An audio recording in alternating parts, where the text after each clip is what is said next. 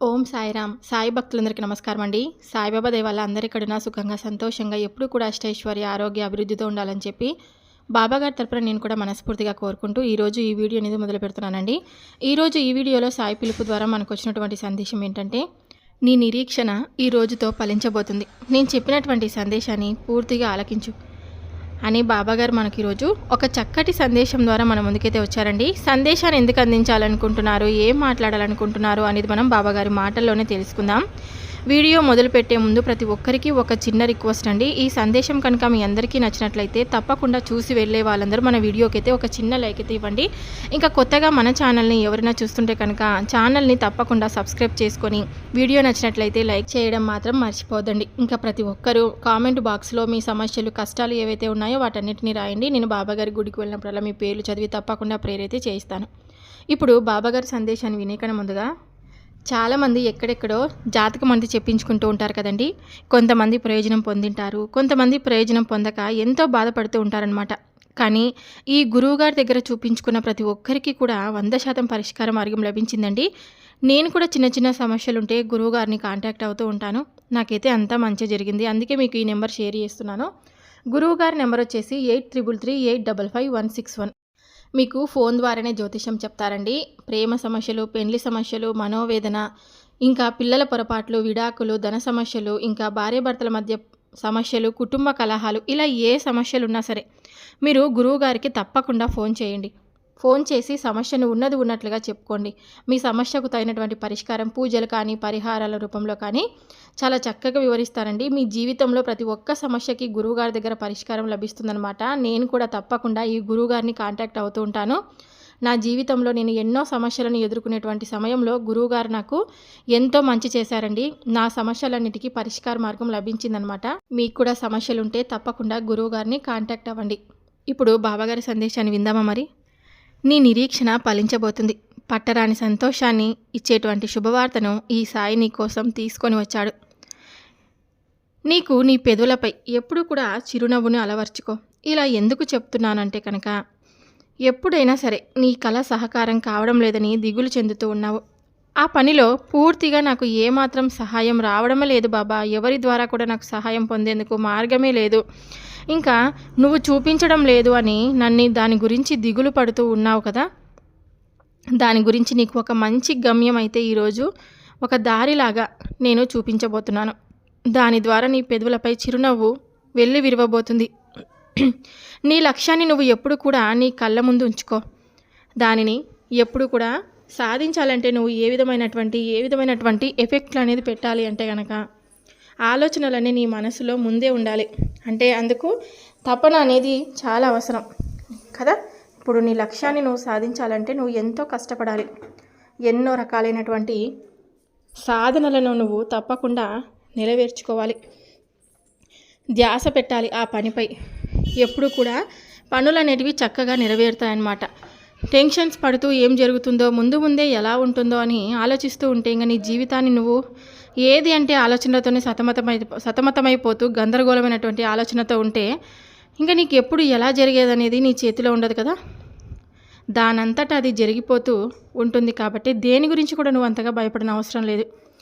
ఏదైనా కానీ ఒక నిర్దిష్టమైనటువంటి సమయం అంటూ ఉంటుంది. కాబట్టి ఆ సమయానికి తప్పకుండా నీకు నేను అందిస్తాను. తోటలో ఏదైనా ఒక పువ్వు పూసిన తోట అంతా అందంగా కనిపిస్తుంది కదా. అలాగే జీవితంలో ఒక మంచి స్నేహితుడు కానీ, లేదంటే ఒక మంచి బంధం ఉంటే మీ జీవితం అంతా కూడా ఆనందంగా సాగిపోతుందండి. కాబట్టి ప్రస్తుతానికి నీకు ఒక తోడంటూ అవసరం. ఆ తోడుతో నువ్వు నీ పనిపై ధ్యాస పెట్టి జాగ్రత్తగా నీకు కావాల్సినటువంటి విజయాన్ని నువ్వు పొందుతావు. నీ ఒక్కరితోనే అయ్యే పని కాదు. కాబట్టి నీకంటూ తోడుగా సహాయాన్ని అందివ్వడానికి ఒక మనిషి అయితే తప్పకుండా వస్తాడు. చూడమ్మా, నీకు జన్మనిచ్చినటువంటి భగవంతుడు, ఒక బంధాన్ని పరిచయం చేసినటువంటి భగవంతుడు, మరణం ఇచ్చేటువంటి భగవంతుడు ఇచ్చినది ఇచ్చినట్లుగా స్వీకరించి నీ ధర్మం వైపు నిర్వర్తించడమే నీ కర్తవ్యంగా నువ్వు ఎప్పుడు కూడా భావించి, నీవు ఎప్పుడు కూడా ఎలాంటి తప్పుడు పనులు చేయకుండా, ఎలాంటి తప్పుడు ఆలోచనతో లేకుండా నీ వంతుగా మంచి దారిలో వెళ్తూ ఉన్నప్పుడు భగవంతుడి అనుగ్రహం కూడా తప్పకుండా నీకు దక్కుతుంది. చూడు, రాని దానికోసం నువ్వైతే ఆరాటం చెందడం లేదు కదా. దేని గురించి కూడా అంటే ఆ ధర్మంలో అడుగులు వేస్తూ పోవడం వలన ఇక మీకు భయం కానీ ఏదైనా కానీ అడగకుండానే ఇవ్వాలా ఏమిటి, అడిగి ఇప్పించుకోవడం కూడా నాకు బాగా ఇష్టం. చూడమ్మా, నువ్వు అడగకుండా ఏది కూడా నేను ఇవ్వను. అడగందే అమ్మాయి నా అన్నం పెట్టదని అంటారు కాబట్టి నువ్వు అడిగావు కాబట్టి మొట్టమొదటిసారిగా ఈ బాబా నీకు నీ కోరిక వెళ్ళి విరవబోయే విధంగా, నీ పెదవులపై చిరునవ్వులు వెళ్ళి విరిసే విధంగా తప్పకుండా చూడాలనుకుంటున్నాడు. కాబట్టి నీ కోసం మంచి బహుమానాన్ని అతి తొందరలోనే నేను ఏర్పాటు చేయబోతున్నాను. ఓర్పు వహించావు కదా, కాబట్టి నీకు ఓర్పు వహించావో అంత ఫలితాన్ని నేను నీకు ఇవ్వబోతున్నాను. కసితో పోరాడుతున్నావు, కన్నీటితో కాకుండా ఎంతో కష్టపడుతూ ఉన్నావు. అయినా నువ్వు చూడబట్టినటువంటి కష్టం చెప్పు. నువ్వు తలుచుకుంటే ఏదైనా సాధించగలవు. నేను నీకు ఎప్పుడు కూడా తోడుగా ఉంటున్నాను అని నమ్ముతున్నావు కాబట్టి ఇంకా భయం ఎందుకు?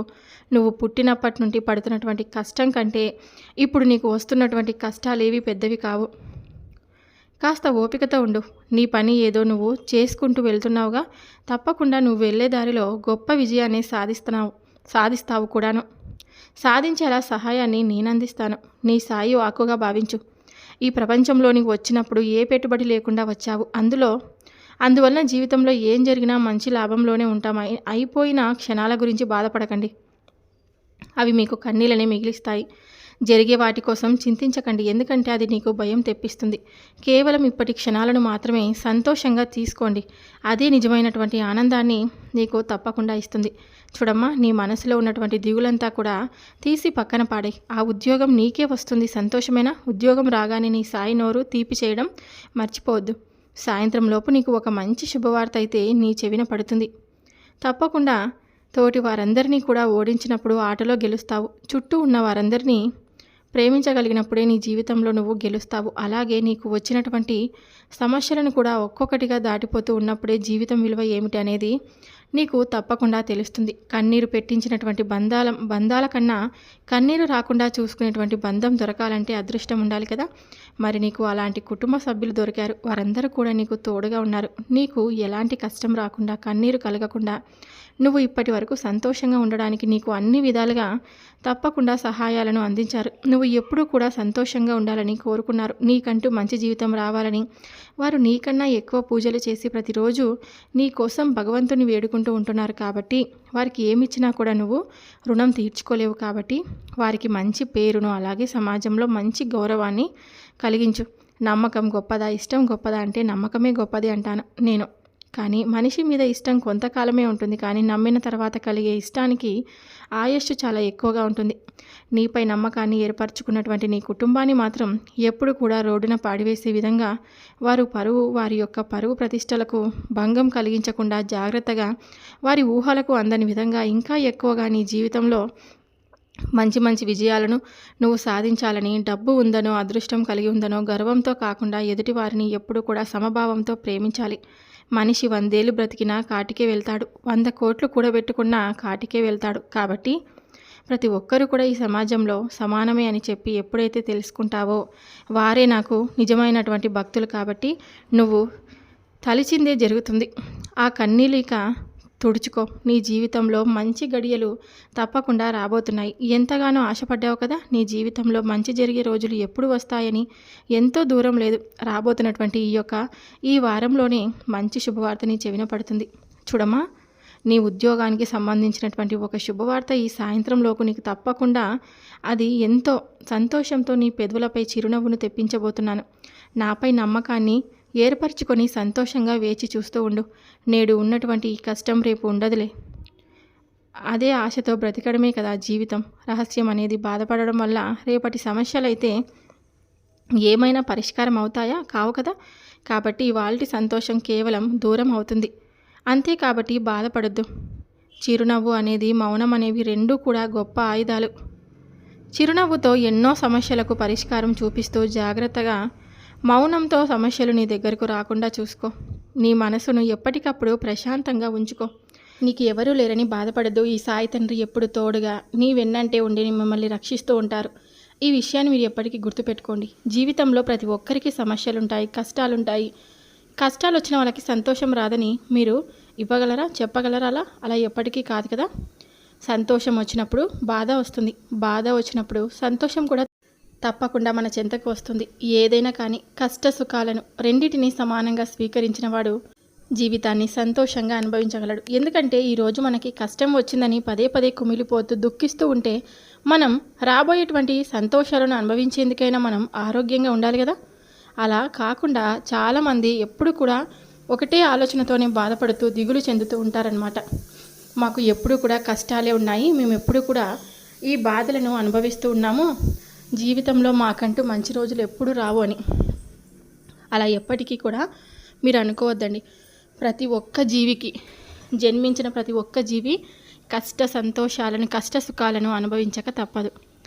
ఇంకా మీకు ఇష్టమైనటువంటి నైవేద్యాన్ని మీ దేవుడికి, అంటే మీ భగవంతుడికి సమర్పించండి. అది నాకైనా, ఇంకా మీరు ఎంతో నమ్ముకున్నటువంటి మీ ఇష్ట దైవానికైనా తప్పకుండా మీ కోరిక తప్పకుండా నెరవేరాలంటే మాత్రం ఇదొక్క పనిని చేసుకోండి.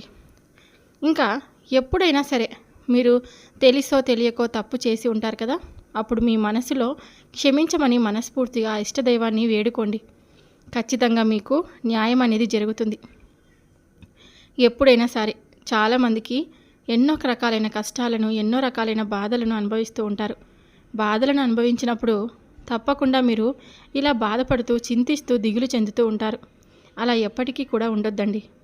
పుట్టుకతో ఎవరు ధనవంతులు కాలేరు. మనం చేసిన పనులను బట్టి, మనం చేసిన కర్మలను, అవి మంచైనా చెడ్డైనా, వాటి వలనే మనం తప్పకుండా మంచిని కానీ చెడును కానీ అనుభవించక తప్పదు. మీరు అనుకుంటూ ఉంటారు కేవలం మేము ధనవంతులుగా పుట్టి ఉంటే ఎంత బాగుండేది అని. ధనవంతులు కావాలంటే అదృష్టం కూడా ఉండాలి. ఆ అదృష్టం రావాలంటే మనం మంచి కర్మలను చేసి ఉండాలి. మంచి పనులు చేయడం వల్ల మంచి కర్మలు వస్తాయి. అప్పుడు తప్పకుండా మనకు దేవుడు మంచి తలరాతను ఇస్తాడని గుర్తుపెట్టుకోండి. ఎవరైతే బాధలో ఉండేవారిని కొండంత ధైర్యం చెప్పి మాటలు చెప్తూ ఉండేవారు, బాబాగారు ఇప్పటికీ ఆయనకు కూడా సమాధి నుండి ప్రతి ఒక్కరితో మనకు మాట్లాడుతూ ఉంటారు అనేది నిజం. ప్రేమతో సాయినామాన్ని ఎవరైతే స్మరిస్తారో తప్పకుండా వారికి సకల కోరికలు తీర్చి, వారి ప్రేమను బాబా ఎప్పుడు కూడా సాయి లీలను ఎవరైతే పఠిస్తూ గానం చేస్తూ ఉంటారో వారికి ఎప్పుడు కూడా ఆయన తోడుగా నిలబడి ఉంటారు. ఇది నిత్య సత్యం.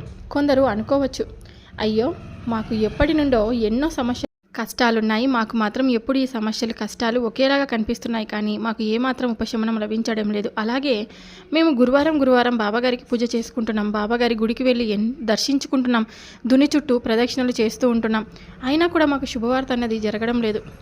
ఎప్పుడు కూడా మాకు ఈ కష్టాలు, ఈ బాధలే, మాలో ఎప్పుడు కూడా మార్పు అనేది రావడం లేదు. మా కష్టాలకు తగినటువంటి ప్రతిఫలం మాకు భగవంతుడు ఇవ్వలేకపోతున్నాడని చాలా అంటే చాలా అనుకుంటూ చిన్న చిన్న పొరపాట్లు చేస్తూ అయితే ఉండడం సహజం కదండి. మానవ జన్మ అన్నాక మనకు తెలియకుండా మనం చేసినటువంటి తప్పులను బట్టో, లేదంటే మంచిని బట్టో ఒకటైతే మనం చిన్న చిన్న పొరపాట్లు చేసి ఉంటాం. కాబట్టి అలాంటి వాటికి తగినటువంటి అవన్నీ కూడా ఆ భగవంతుడు ఎప్పుడు కూడా మనము మా భగవంతుని కోరుకుంటూ ఉండాలి.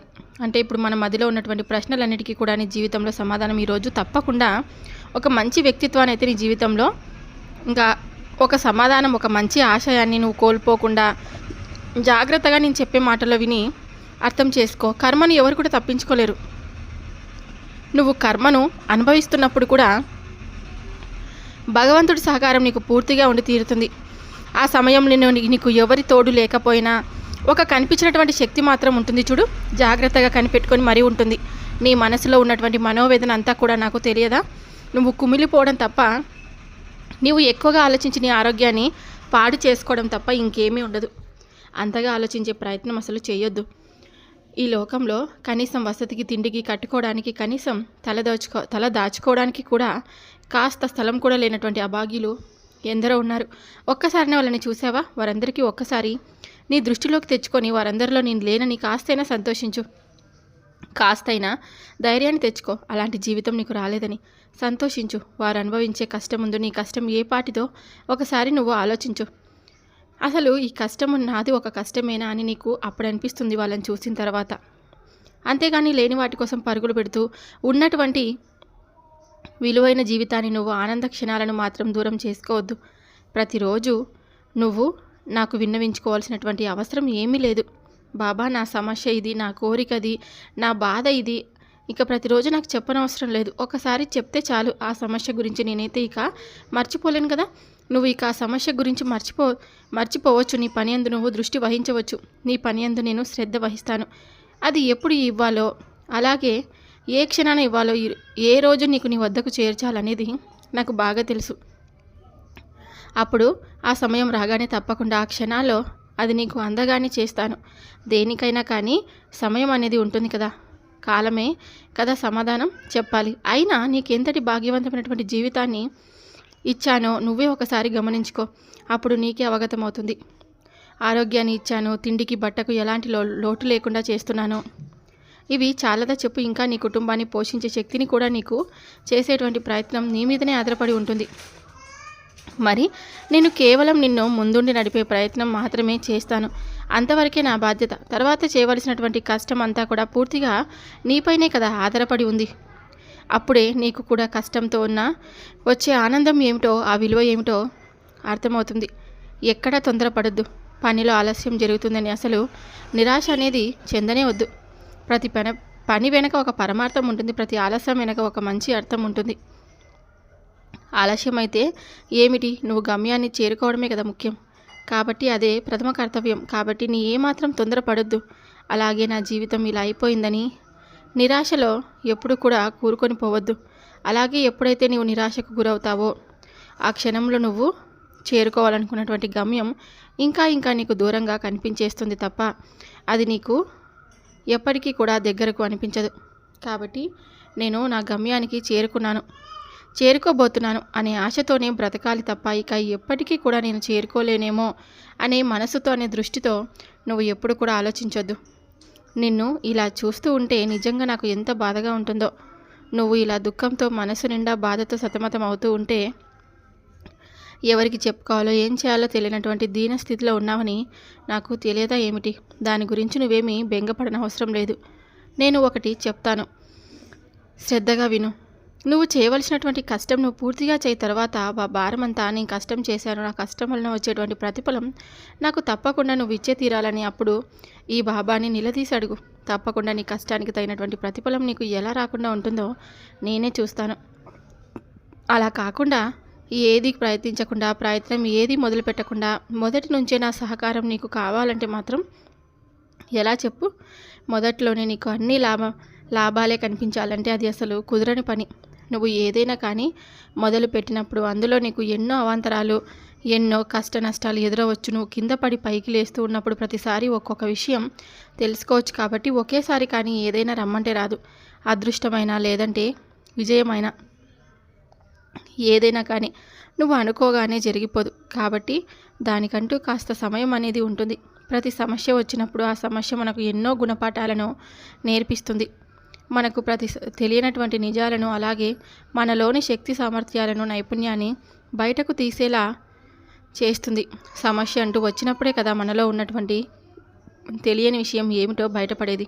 అప్పుడే మనకు పట్టుదల, ఏదైనా కానీ చేయగలను అనే ధైర్యం రెండూ కూడా వస్తాయి. అప్పుడే మన సొంత ఆలోచనలు చేసేటువంటి గొప్ప ప్రయత్నం మొదలు పెడతాం. తర్వాత నీకు ఇలా అనిపించవచ్చు, నేను ఒక్కడినే ఇలా మొదలు పెట్టాలి, నాకు సహాయంగా మరెవరూ లేరు కదా బాబా అని నువ్వు ఆలోచించుకుంటూ పోతే ఉండే రోజులన్నీ గడిచిపోతాయి తప్ప ఏమీ లాభం ఉండదు. లేదంటే నాకు సహాయంగా నిలబడిన వారు కానీ ఎవరూ లేరని ఎప్పుడు కూడా అనుకోవద్దు. ఎందుకంటే నువ్వు ఎప్పుడైతే ఈ సాయిని నాకు అండగా ఉన్నాడని పరిపూర్ణంగా నమ్ముతావో అప్పుడు నీకు ఎటు చూసినా కూడా నా రూపం తారసపడుతుంది. అప్పుడు నువ్వు ఒంటరిగా ఉన్నావని, ఒంటరిగా నీ ప్రయాణాన్ని మొదలు పెడుతున్నావని, అసలు ఎప్పుడు కూడా ఆ ఊసే నీకు రాకుండా చూసుకుంటాను నేను. అన్నిటి నుండి నీకు విముక్తిని కల్పించి గొప్ప ప్రయత్నాన్ని నువ్వు వెళ్ళేలాగా ఈ సాయి నిన్ను తప్పకుండా అనుగ్రహించబోతున్నాడు. నీ గమ్యాన్ని నువ్వు చేరుకోవడమే నీ ప్రథమ కర్తవ్యం. కాబట్టి నీ గమ్యం నువ్వు చేరుకునేంత వరకు నీకు తోడుగా నేనే సదా ఉంటాను. నీ కుటుంబంలో ఉన్నటువంటి కష్టాలన్నిటిని, ఆర్థిక పరిస్థితులు కావచ్చు, లేదంటే నువ్వు ఎన్నో రోజులుగా కలలు కంటున్నటువంటి నీ జీవితం కావచ్చు, ఇవన్నీ కూడా నీ కోసం నేను ఏదైతే చేయాలనుకుంటున్నానో అన్నీ చేస్తాను. నా సహకారం అయితే నీకు పూర్తిగా ఉంటుందని చెప్పి ఇక సెలవు తీసుకుంటున్నాను. సో విన్నారు కదండి, బాబాగారు ఇచ్చినటువంటి సందేశం మీ అందరికీ నచ్చుంటే తప్పకుండా చూసి వెళ్ళే వాళ్ళందరూ మన వీడియోకి అయితే ఒక చిన్న లైక్ అయితే ఇవ్వండి. ఇంకా కొత్తగా మన ఛానల్ని ఎవరైనా చూస్తుంటే కనుక తప్పకుండా ఛానల్ని సబ్స్క్రైబ్ చేసుకొని వీడియో నచ్చినట్లయితే లైక్ చేయడం మాత్రం మర్చిపోవద్దండి. ఇంకా రేపు సాయి పిలుపు ద్వారా వచ్చే సందేశంతో ప్రతి ఒక్కరం మళ్ళీ కలుద్దాం. అంతవరకు బాబాగారి ఆశీస్సులు మీపై ఎల్లవెల్లలా ఉండాలని చెప్పి మనస్ఫూర్తిగా కోరుకుంటున్నాను. సర్వే జనా సుఖినో భవంతు. ఓం సాయిరామ్.